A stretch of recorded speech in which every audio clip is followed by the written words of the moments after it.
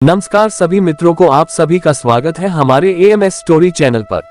आज आपको जानने को मिलेगी माता महागौरी की कथा। लिए सुनते हैं। अष्टम दुर्गा माँ महागौरी। माँ महागौरी नवरात्रि के 8वें दिन माँ महागौरी का पूजन किया जाता है। मान्यता है कि जब माता पार्वती ने भगवान शिव को पति रूप में प्राप्त करने के लिए कठोर तप किया, तब उनकी देह क्षीण और वर्ण काला हो गया। जब प्रसन्न होकर भगवान शिव ने उन्हें अर्धांगिनी रूप में स्वीकार किया तो अपनी जटा से निकलती पवित्र गंगा की जलधारा माता पर अर्पित की तो उनका रंग गौर हो गया। महागौरी का वहां भी श्वेत वृषभ है। देवी का यह 8वां स्वरूप शांत स्वभाव का और सुहागिनों को सुहाग देने वाला है। इनको भोग में नारियल चढ़ाना चाहिए। इनकी पूजा का मंत्र है सर्वमंगल मांगल्ये शिवे सर्वार्थ साधिके शरण्ये त्र्यंबिके गौरी नारायणी नमोस्तुते। दुर्गा माता की कहानी। उत्तर भारत में ये पर्व नवरात्रि के नाम से जाना जाता है, जिसमें 9 दिन तक मां शक्ति की आराधना कर 10वें दिन विजयदशमी का पर्व मनाया जाता है, जो रावण पर भगवान श्री राम बुराई पर अच्छाई की जीत का प्रतीक है।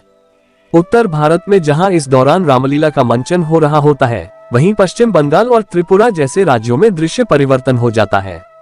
यहाँ भी इस उत्सव को बुराई पर अच्छाई के रूप में ही मनाते हैं, लेकिन यहाँ पर मुख्य रूप से माँ दुर्गा से जुड़ा हुआ है।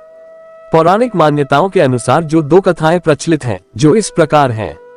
उत्तर भारत में प्रचलित कथा, जब राजा दशरथ ने भगवान श्री राम और माता सीता को वनवास का आदेश दिया, तब एक दिन वन में रहते हुए रावण ने माता सीता का हरण कर लिया।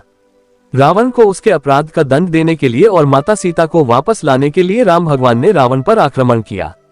श्री राम और रावण में कई दिनों तक युद्ध चलता रहा। श्री राम ने विजय प्राप्ति के लिए माता दुर्गा की आराधना की और 10वीं तिथि को रावण का वध किया।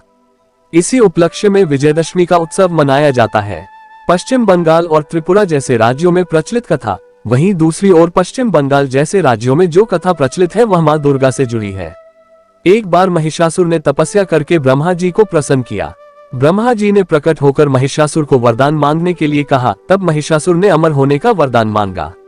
इस पर ब्रह्मा जी ने जवाब दिया कि जो इस संसार में आया है उसकी मृत्यु भी अवश्य होगी, इसलिए चाहो तो कोई दूसरा वरदान मांग सकते हो। तब महिषासुर ने बहुत सोचा और कहा, मुझे यह वरदान दीजिए कि मेरी मृत्यु केवल एक स्त्री के हाथों ही हो।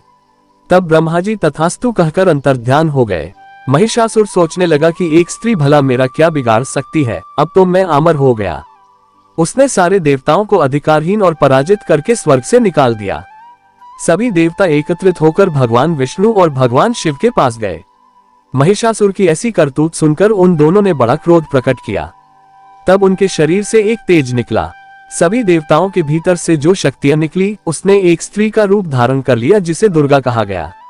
महिषासुर और माता दुर्गा में घोर संग्राम छिड़ गया।